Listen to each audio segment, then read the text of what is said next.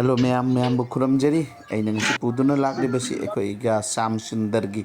खेची कोरफू अहूम सब्जी कोरफू अमा हौखिबा नारांगी अखोइगी लक्खी पूजागी block अदुनी Agana सब्जी सिंगसी कोरफू असिदा थाव जैदगा सब्जी सिंगसी हपचलगा ngौरी असोमदना मोरोक अतेकपा हंगाम मरुगी सेंबा कसुंदी हैबदु मदुगी अचार मरोइदना अवा फदिगम मरोइ नाकुप्पी फकपाय असोमदा लैरिबसिना खांग असिदा थाव दा मोरोक अकंबा पासपुरन मरोइ नाकुप्पी तेजपत्ताना चिंबा जैरगा माना अगाना सोक तौना थमजरे खेची कोरफू अहुम असी अलोइबगी कोरफू असी सिस्टेमेटिकली उच्चरके असी ममांगी कोरफूनी असिदा अगाना चेंगा हवाईगा खेची चांगदा चौराक फुटपा आबदी खेची की चौराक स्टेज लोरे थाव मसाई सिंग असी सोक तौखिबा थाव असी हपचनजगनी असोंदना सोक तौबा थाव हापगी मथक्ता एगाना मरोय फकपाय अवा फतिगोम असिदा हापतना ऑलमोस्ट फिनिशिंग स्टेज ता लेबनी असिगी मथक्तसु अजाना एगाना थाव सोक तौबा थाव असी हपचली अमसुंग खेची सिंग असी मानना पुनमक ओछनगनी मनुंगदा असोमदना चेंग हवाई से मुनबगी ममांग हपचनबनी असुंगी कोरफू मसिगना हाइबदी सोक तौबा थाव से अदुना प्रोसेस से अनी हुम से खजी खजी खेनी अलोइबगी असिदा आई फजना उच्चरके मयाम यंगबिगनी अलोइबे ब्लॉक सिगा आदि ब्लॉक असिगी अलोइबे खेची कोरफू से अगाना कमाई तो होया दि सिस्टमेटिकली उच्चरके असिना सब्जी सिदा अगाना होगी अहनबगी ओइना सब्जी सिगा हाइबदी अमुक्तदा माकना मचू टर्मरिक पाउडर हपचले सुन खाबी अनीरो अमसुंग थुम हापे थुम हापा मतमदा इना एगादा हंगी कोरफूसी मपान करीगी थुम हापिनो एगाना हाय एगा सिंगे चनबी मतमिना अतोपा एगाना थोंबो तारबसु कोरफू मपान नालगा खंगनी थुम हापी हाइबसे हापी हापते अनौबा एगा अमना लागा करीगुंबा थोंग बदा मोय अनी हम पुन्ना यामला थोंबनीना ngasigisida एगा मतमतनी अदु ओइरबसु एगागे हेबिट मतमिना मा खंगनबगी दमकता थुम हापखरे हाय खंगनबगी दमकता कोरफू सिगी मपान थुम हापचबनी असुमाइना थुम हापगी मतुंगदा एगाना सब्जी असिबो मखुम खुमजले खुमजलगा मसवले सोमदा असोमगिसिना खेची लोरमदाइगी मखादा खेची से ngahak thangdaraga thamme aduga jairi asagi maroi pun hapchalabase hojik asumaiना प्लेट असी वन टाइम प्लेट असी पा असी हपचलगा असी मथक्ता कॉम्पाक खाइगद्रा गमला अखोइसु असीना इसिंग खरा हपचला खदन प्रेशर थमगा असुमना याइरी असीजा उल्लीबसे कोली हवाई फुटोकना थमबनी मसे कोली हवाई से खरा मुनबा वाटकनी हादना इगान प्रेशर दो फुटोकला थमलगा असीगी कोली हवाई असी खेची सब्जी ने चुंबा खुदिंग मक्ता हापकेबनी अदो अइना फुटोकना थम्बसी प्रेशर कुकर से हजिक सुम उच्चरपगी वानी असिना सब्जी असी खजिक खजिक पत्थरबगी मतुंगदा एगाना सुम ऐड तौबनी सब्जी सिंग असे असुमाय तौदना एगाना सब्जी सिंग ऐड तौरी असिदा थाव मरोइना चिंबा जैबदी लोइखरबनी ममांगदा हौबा मतमदा सब्जी सिंगजे अलोइबगी ओइना हजिक ऐड तौरे असेगी ऐड तौनिंगाय लेतरे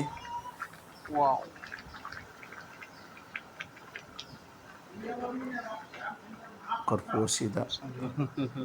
अदुगा हजिक सब्जी सिंग असी एगाना पुनो बैलेंस ओइना पुनमक चप माना मुलनगनी मतम खजितंग चंगना ngौरी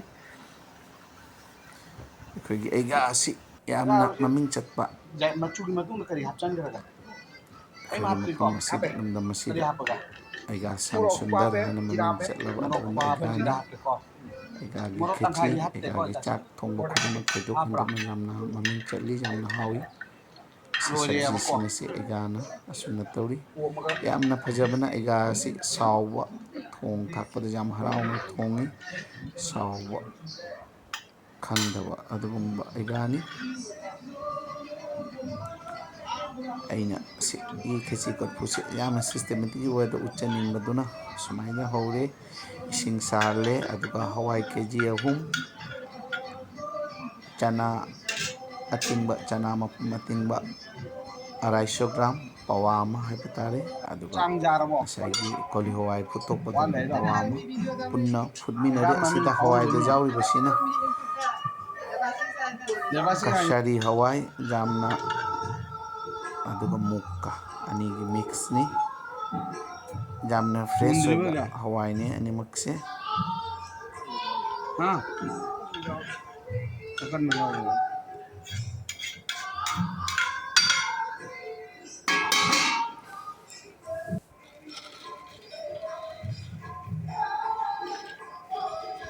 hawaiने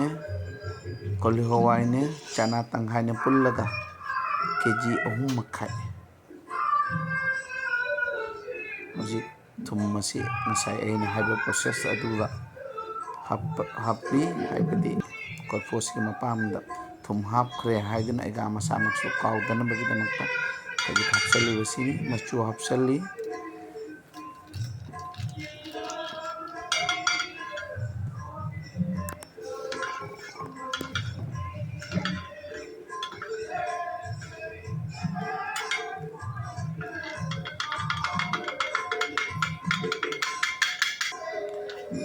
hojik maroi nakupi hapsali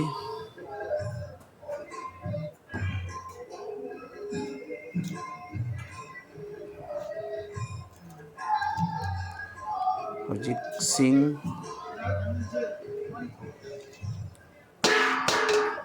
hojik morok tangkai morok atekpa tangkai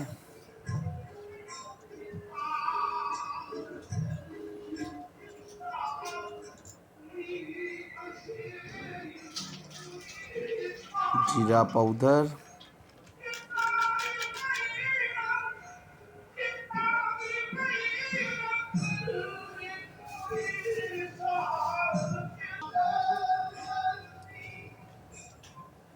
egana phakpai amasung awa phadigam na chingba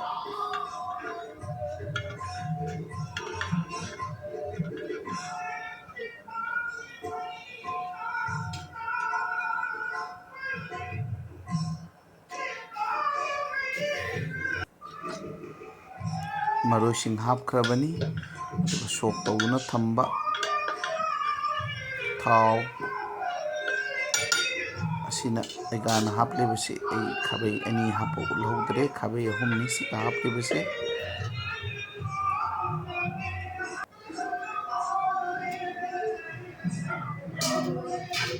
asumai tawduna maroi nakupi kharasu egana add tawjari siga phakpai awa phadigam hanna hapli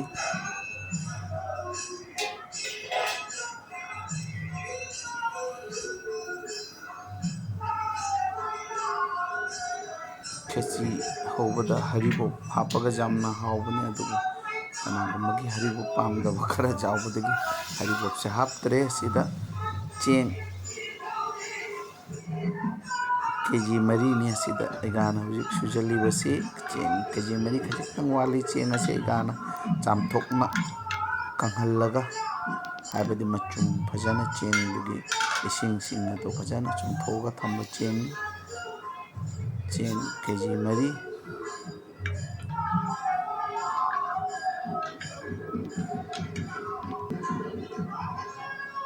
aji kai tauni si lor ga mai asi khara karhal flame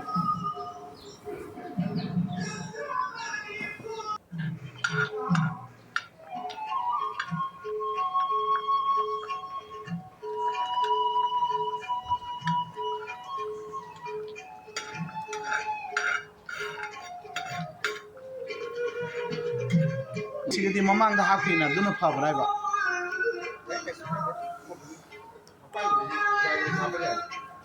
egana khesi hobose jamna nungsiba manam sina punam da chuba hele ko fudokle mayambu mai hobby amasung mai chakhumgi mai kedigi anana kuramjari aigi akogi egana thongba khisi asigi matakta mayamna view likes tawbada kani haiba achoba satamjari ghi hapchangare egana jamna haiba akogi egani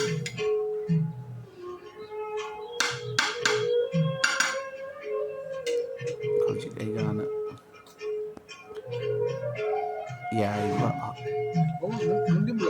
ꯈꯦꯆꯤ ꯑꯁꯤ ꯌꯥꯏꯕ ꯍꯧꯔꯒꯅꯤ ꯑꯃꯁꯨꯡ minute 15ꯃꯨꯛꯀꯤ ꯃꯇꯨꯡꯗ ꯈꯦꯆꯤ ꯑꯁꯤ ꯌꯥꯏꯔꯕ ꯃꯇꯨꯡꯗ ꯑꯩꯒꯥꯅ ꯂꯧꯊꯣꯛꯄꯤ ꯍꯧꯖꯤꯛ ꯊꯤꯗꯣꯛꯑꯒ ꯑꯁꯨꯃꯥꯏꯅ ꯇꯧꯅ ꯑꯁꯤꯒꯤ ꯈꯦꯆꯤ ꯊꯥꯎꯁꯦ ꯑꯁꯤ ꯊꯥꯎ ꯂꯣꯏꯔꯦ ꯍꯧꯖꯤꯛꯀꯤ ꯃꯥꯏꯁꯤꯗ ꯈꯦꯆꯤ ꯑꯁꯤ ꯑꯇꯣꯞꯄ ꯈꯦꯆꯤ ꯃꯤꯛꯁ ꯇꯧꯔꯅꯤ ꯑꯁꯤꯒꯝꯒ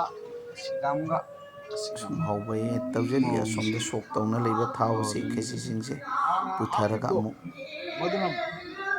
ꯈꯦꯆꯤꯁꯤꯡ ꯑꯁꯤ ꯁꯤꯅ ꯐꯩ ꯍꯥꯏꯔꯣ ꯊꯥꯎꯁꯦ ꯈꯔ ꯈꯔ ꯍꯥꯞꯂꯒ ꯇꯣꯠꯆꯒꯅꯤ ꯑꯩꯒꯥꯅ ꯃꯗꯨꯒꯤ ꯄ꯭ꯔꯣꯁꯦꯁ ꯑꯗꯣ ꯑꯩ ꯏꯔꯥ ꯎꯠꯆꯔꯔꯣꯏ ꯆꯨꯝꯕ꯭ꯔꯥ ꯑꯁꯣꯝꯗꯅ ꯁꯕꯖꯤ ꯌꯥꯝꯅ ꯐꯖꯅ ꯃꯨꯜꯂꯦ ꯁꯕꯖꯤ ꯑꯁꯤ ꯚꯦꯖꯤꯇꯦꯕꯜ ꯃꯈꯜ ꯀꯌꯥꯔꯣꯝꯅ ꯄꯨꯜꯂꯒ ꯁꯦꯝꯕ ꯁꯕꯖꯤꯅꯤ ꯑꯗꯨꯒꯤ ꯃꯊꯛꯇ ꯑꯁꯤꯗ ꯆꯅꯥ ꯇꯤꯡꯕ ꯑꯗꯨꯒ ꯉꯁꯥꯏꯒꯤ ꯆꯅꯥ ꯇꯤꯡꯕꯒ ꯉꯁꯥꯏꯒꯤ ꯀꯣꯂꯨꯋꯥꯏ ꯑꯐꯨꯠꯄꯗꯣ ꯑꯗꯨꯁꯨ ꯁꯤꯗ ꯍꯥꯞꯄꯤ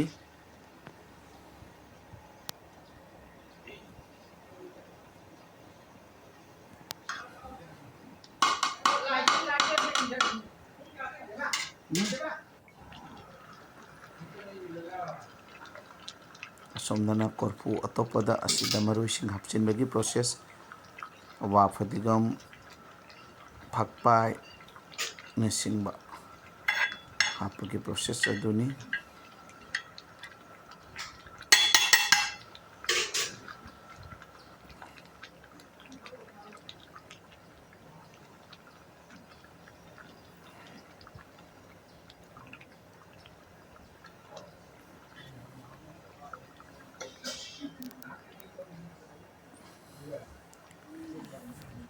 ꯈꯦꯆꯤ ꯀꯣꯔꯐꯨ ꯑꯁꯤ ꯑꯁꯨꯝꯅ ꯃꯃꯥꯡꯒꯤ ꯃꯇꯧꯒꯨꯝꯅ ꯉꯥꯏꯍꯥꯛ ꯊꯥꯡꯊꯔꯒ ꯊꯝꯂꯒ ꯑꯃꯨꯛ ꯌꯥꯏꯕꯒꯤ ꯄ꯭ꯔꯣꯁꯦꯁ ꯑꯁꯤꯗ ꯇꯧꯔꯤ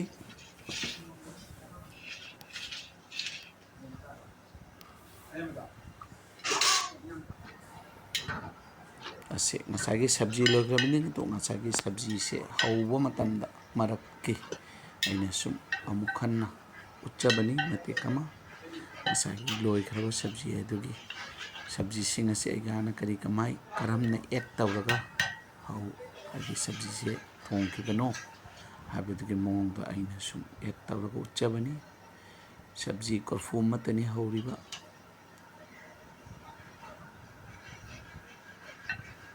ꯑꯩꯒꯤ ꯀꯝꯃꯨꯅꯤꯀꯦꯁꯟ ꯁ꯭ꯀꯤꯜ ꯌꯥꯝꯅ ꯄꯨꯔꯕꯒꯤꯗꯃꯛꯇ ꯉꯥꯛꯄꯤꯒꯅꯤ